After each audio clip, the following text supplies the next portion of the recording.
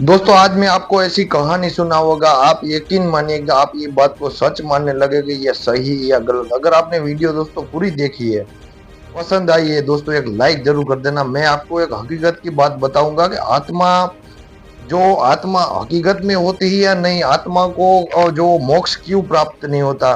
कहीं आत्मा को, कहीं जीव को मोक्ष प्राप्त हो जाता है, किसी जीव को किसी योनि में चले जाना पड़ता है, किसी को स्वर्ग मिलता है, किसी को नरक मिलता है।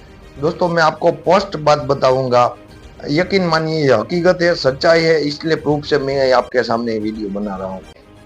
देखिए, अब कहीं लोगों नहीं मानते कि बिलीव नहीं करते कि भाई वो बात से दोस्तों मैं अवगत कराऊंगा जो आपको कभी सुनी ना होगी, कभी याद ना होगी। दोस्तों हकीकत में दोस्तों आप ये सोचते हैं कि आत्मा होती है या नहीं, लेकिन दोस्तों आत्मा कैसे होती है, पहली बात मेरा याद रखनी। आत्मा तब होती है कि उसकी जो अकाल मृत्यु होती है दोस्तों, अकाल मृत्यु के कारण उसकी जो मरने की उम्र नहीं थी वो मर जाते हैं। दाखला तरीके आपको कोई कार एक्सीडेंट हो जाता है, कुछ और हो जाता है, उसको दोस्तों हमने देखा कि प्लेन क्रैश हुआ अभी अहमदाबाद में, कहीं और हुआ, कहीं हेलीकॉप्टर क्रैश हुआ, कहीं बस खाई में गिर गई, उसको दोस्तों अकाल मृत्यु कहते हैं। और अकाल मृत्यु आती है उसी आत्मा को दोस्तों यम के दरबार में जाने का जो नियम है वो नहीं बना है। पहले तो मैं आपको महादेव ने दोस्तों वरदान दिया था मार्कंडेय ऋषि के पुत्र को कि भाई तुम ये जो उसकी आयु दोस्तों वो 10 साल की थी, वो अल्पायु पुत्र था, लेकिन महादेव के वरदान के कारण वो दीर्घायु हो गया। क्यों? क्योंकि उसने लगातार महामृत्युंजय मंत्र का जाप किया था। महामृत्युंजय का जाप दोस्तों हर दिन अगर आप जितने टाइम मिले 5 मिनट 10 बार सुनते हो तो आपको उसमें राहत मिलेगी। और दूसरी बात, आप कहीं भी दोस्तों निकलो, याद रखना मेरी मां, महादेव से बढ़कर कोई है तो अपनी माँ है। अगर आप बाहर निकलो दोस्तों, अगर उसका आशीर्वाद लेकर आप निकलते हो तो मैं आपको एक गारंटी देता हूँ आपकी कभी अकाल मृत्यु नहीं होगी। अब दोस्तों यहाँ पर बात करते हैं आत्मा की।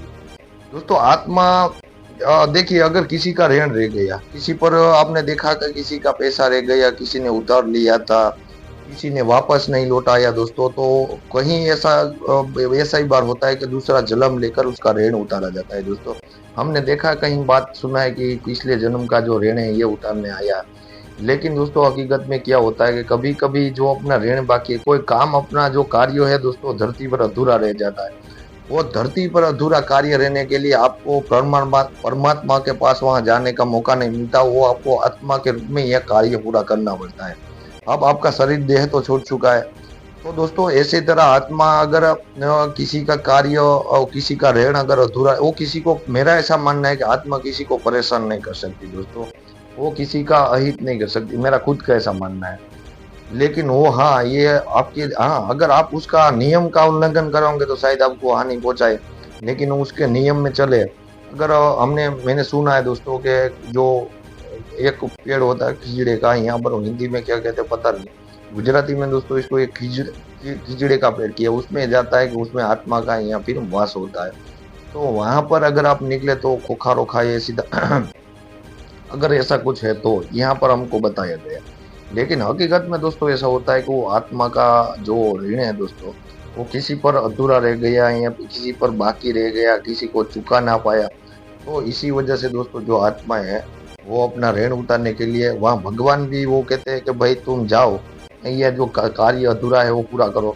दोस्तों विधि का विधान में तो लिखा है कि आत्मा को वहां पर जो उसका कार्य अधूरा रह जाता है, फिर उसको क्या, कहीं का कार्य अधूरा नहीं रह गया, किसी की ऐसे ही मृत्यु हो गई दोस्तों, तो वो कहते हैं ना शमशान में उसका वास होता है। फिर वहां जाकर उसको महामृत्युंजय या फिर भगवान की, उसको भी भगवान की आराधना करनी पड़ती है कि भगवान उसको यहाँ से मुक्त करे दोस्तों। तो किसी भी ऐसा होता है, हमने देखा दोस्तों, मैंने एक बात सुनी थी, मैं आपके साथ हकीकत पे, छोटे से बच्चे से उसका बाप भी मर गया, तो उस फिर क्या हुआ, उसके दादाजी से दोस्तों, दादाजी की मृत्यु हो गई। और जो दादाजी से दोस्तों उसके जो पोते थे दोस्तों वो अंधे थे, याद रखना नेत्रहीन थे। तो हर दिन हर रात वो भजन गाते थे दोस्तों, तो हर दिन वो भजन गाने जाते तब उसको रात को मार्ग मार्ग बताते थे। हाँ ये सत्य है, वो जहाँ पर जाना था वो आत्मा, उसका दादाजी की आत्मा आती थी दोस्तों, वहां तक छोड़ा आती थी। क्योंकि उसका कार्य, जो उसका बेटा था मर चुका था, ये अपनी कहते हैं ना, अपनी वो वहां पर खड़े नहीं हो सकते थे। जैसे कि दोस्तों हमने महाभारत में देखा था, जब तक वो ये क्या कहते दिल्ली की हस्तिनापुर, जब तक हस्तिनापुर दोस्तों सुरक्षित सुरक्षित नहीं हुआ, तब पितामह ने प्राण नहीं तागे थे। अगर दोस्तों वहां पर बात ये आती, वो तो इच्छा मृत्यु का वरदान था, इसलिए उसने प्राण नहीं तागे। अगर उसके प्राण अगर उस पितामह ने ताक दिए होते दोस्तों, तो उसकी जो आत्मा है, जो वो वह भगवान के दरबार में नहीं जाती, उसकी यहाँ पर रक्षा करना उसका कर्तव्य बन जाता। लेकिन वो क्या होता कि वो अपने मृत्यु थे वो अपने हाथ में थी, इसलिए दोस्तों उसने ये किया था। तो दोस्तों अगर थोड़ी सी भी आपको सच्चाई है, हकीकत जो भी लगे, इसमें कमेंट जरूर करना। और ऐसी हकीकत बातें सुनने के लिए, जो कहानी में ट्विस्ट वो आपके लिए मैं वीडियो लेकर आऊंगा। तो ऐसी एक वीडियो देखने के लिए वीडियो को लाइक और चैनल पर बने रहे। हाँ दोस्तों, यहाँ पर मैं क्रिकेट की खबर भी देता हूँ, बॉलीवुड की खबर भी देता हूँ। अगर जो वीडियो आपको अच्छी लगे वो लाइक कर देना। क्रिकेट बॉलीवुड की अगर आपको आदि नहीं पसंद है तो उसको जाने देना, लेकिन चैनल पे बने रहिएगा दोस्तों। ये मेरा आपके